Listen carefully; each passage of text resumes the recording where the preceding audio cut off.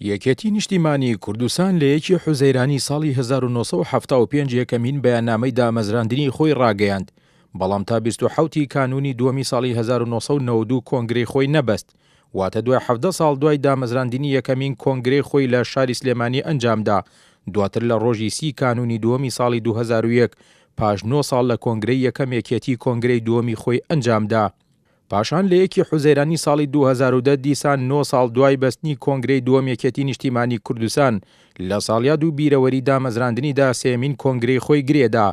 بەڵام لە دوای کۆنگرەی سێیەمەوە 7 ساڵ تێپەڕ دەبێت بەهۆی چەند هۆکارێکی جیاوازەوە لەوانە کێشە سیاسیەکان و شەڕی داعش و قەیرانەکانی هەرێم و بارودۆخی نەگونجاو تا ئێستا کۆنگرەی چوارەمی یەکێتی نەبەسراوە.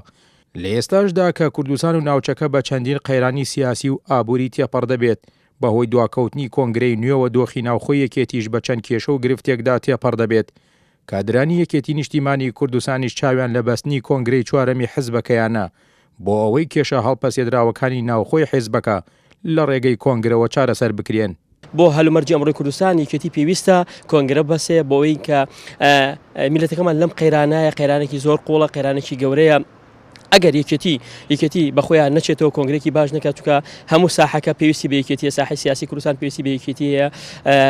دەخوازم مەکتەبی سیاسی یەکێتی سەکرتایەتی یەکێتی بەعام بیر لەوە بکەنەوە کۆنگرەیەک لە زۆرترین کاتە بەسن. من وەک کادرێکی یەکێتی نیشتیمانی کوردستان داواکار تەمەناکەم بە زووترین کات یەکێتی نیشتیمانی کوردستان کۆنگرەی خۆی ببەستێ، لەبەر ئەوەی کۆنگرە پێویستێکی زۆر زەروریە بۆ یەکێتی نیشتیمانی کوردستان. لا هەمومان ڕوونە ئەیبینین ئەو وەزعانە و ئەو بارودۆخەکە هەیە لە هەرێمی کوردستان. یەکێتی نیشتیمانی کوردستان جۆ حیزبێکی گرنگ و کاریگەری سەر ساحەی کوردستان و هەچەند دواکەوتووە کۆنگرە ئەوە پێشتر بەسرایە، لەبەر ئەوە پێویستە یەکێتی نیشتیمانی کوردستان استراتیژی خۆی نوێ بکاتەوە، سەرکردایەتی خۆی نوێ بکاتەوە جارێکی تر. کۆنگرە فۆرمێکی نوێ دەبەخشێ بە هەموو حیزبێ و ڕێکخراوێک.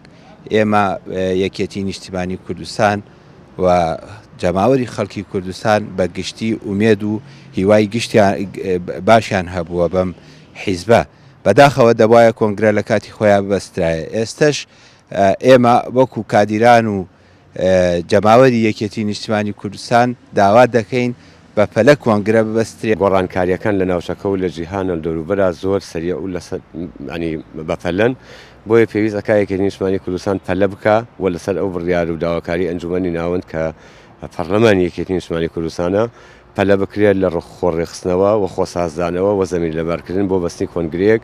ئەمەش بوو ئەوەی یەکێتی ڕۆڵ و دەور و کاریگەری خۆی ون نەکاوە ئەو یەکێتی و قوتابخانەیە بێکە لە ئەساسە دروست بووە لەسەر دەستی مامی بەڕێزمان و هەڵوێستی خۆی هەبێ و پێی بەرنامە و مەنهەج و پەیڕۆ و پرۆگرامێک کار بکا و ئەو پەیڕۆ و پرۆگرام و سەرکردایەتیەی لەگەڵ ئەمڕۆی سەردەم و لەگەڵ ئەمڕۆی ناوچەکە و لەگەڵ ئەمڕۆی پێشکەوتەکانی دنیا بگونجێ. جێباسە ئەم داواکاریانەی کادرانی یەکێتی بۆ بەستنی کۆنگرە هاوکاتە لەگەڵ بڕیاری ئەنجومەنی ناوەندی یەکێتی کە لە دواکۆبوونەوەی خۆیدا دوای 9 کات ژمێر لە گفتوگۆ هەڵسەنگاندنی دۆخی ناوخۆی حیزبەکە بڕیاریدا تا مانگی شوباتی ساڵی داهاتوو دەبێت کۆنگرەی نوێ ببەسرێ. پیان وایە لەلایە کۆنگرەی چوارەم دەرچەیەک دەبێت بۆ چارەسەرکردنی کێشەکان. لەلایەکی ترەوە یەکێتی لە ڕێگەی کۆنگرەی نوێوە دەتوانێت بە فۆرمێکی نوێ و کیانێکی بەهێزترەوە خەباتی سیاسی و دیبلۆماسی خۆی دەست پێ بکاتەوە. ئاکۆ ئەمین، کورسات نیوز.